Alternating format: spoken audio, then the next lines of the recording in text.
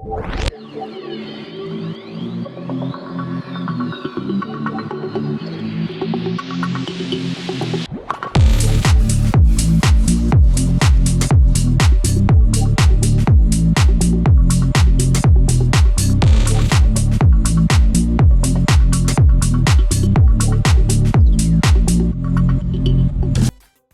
Students, आज का हमारा टॉपिक है accountancy, profit and loss, appropriation account. Accountancy में आपका फर्स्ट चैप्टर है पार्टनरशिप के फंडामेंटल्स। तो पार्टनरशिप के फंडामेंटल्स में जो सबसे पहला अकाउंट आपको बनाना सीखना है वो है profit and loss appropriation account. पहले मैं आपको profit and loss appropriation account का मतलब बता देती हूँ कि अकाउंट क्यों बनाया जाता है, उसके बाद हम इसका स्पेसिमेन सीखेंगे।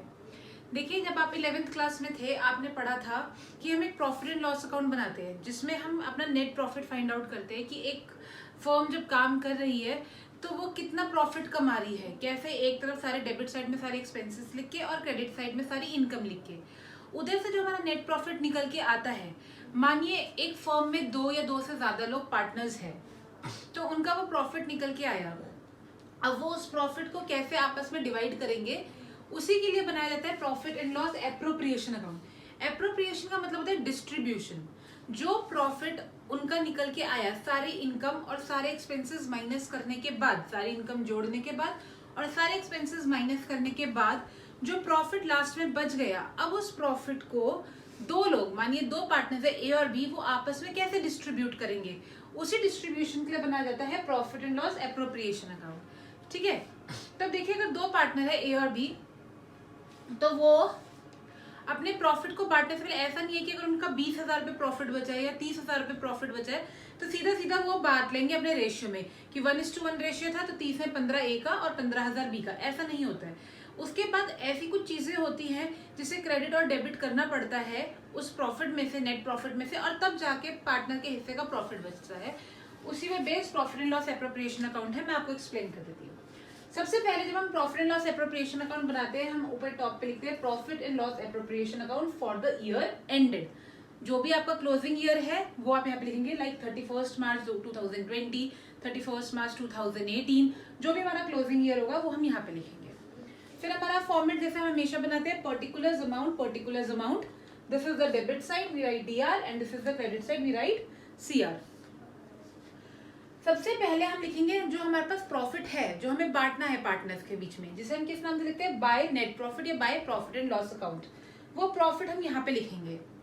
इस प्रॉफिट में से कुछ खर्चे निकालने होते हैं जो पार्टनर्स को देने होते हैं। जैसे कि अगर मानिए लॉस है तो हम इस तरफ लिखेंगे, हमेशा की तरह जो हम करते हैं अकाउंट्स में, जो प्रॉफिट एंड लॉस अकाउंट। अगर नेट लॉस है तो इस तरफ और नेट प्रॉफिट है तो इस तरफ। इस नेट प्रॉफिट में से कुछ चीजें डिस्ट्रीब्यूट करनी पड़ती है, जैसे कि पार्टनर्स ने जो कैपिटल बिजनेस पे लगा रखी है उस पे इंटरेस्ट देना होता है पार्टनर्स को, तो to interest on capital A and B।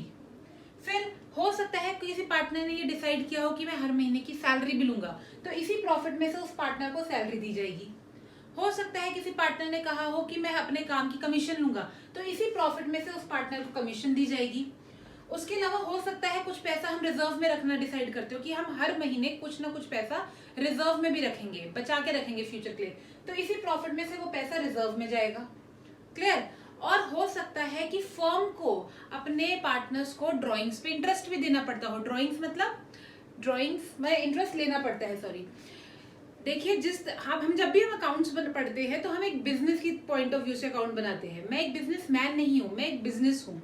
जब मैं एक बिजनेस हूं तो मैं कैपिटल पे इंटरेस्ट दूंगा, क्योंकि कैपिटल पार्टनर्स ने मुझ में इन्वेस्ट करी है, तो मैं उस पे इंटरेस्ट दूंगा। लेकिन ड्रॉइंग्स क्या होता है, जब पार्टनर ने बिजनेस में से अपने पर्सनल यूज के लिए पैसे निकाले, उसे ड्रॉइंग्स कहते हैं। तो जब उसने अपने पर्सनल यूज के लिए पैसे निकाले हैं तो उस पे पार्टनर को इंटरेस्ट देना पड़ेगा बिजनेस को, तो वो इंटरेस्ट मैं उनसे लूंगा एज अ बिजनेस। तो bye interest on drawing credit side पे आया। क्यों? क्योंकि ये बिजनेस के लिए इनकम है। इंटरेस्ट ऑन ड्रॉइंग एक बिजनेस के लिए इनकम है, क्योंकि बिजनेसमैन से वो उसकी ड्रॉइंग पे इंटरेस्ट वापस लेगा। तो बाय इंटरेस्ट ऑन ड्रॉइंग हम यहाँ पे लिखेंगे।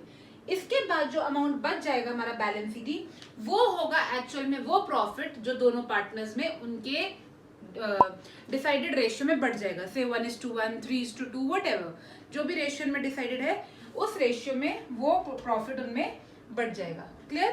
यहाँ पे सबसे पहले हम प्रॉफिट लिखेंगे।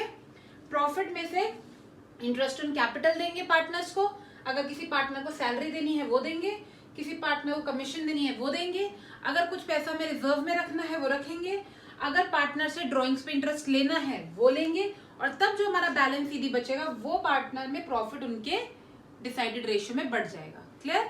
ये अभी आपका स्पेसिमेन है, अब हम इससे रिलेटेड एक क्वेश्चन भी करेंगे। Okay class?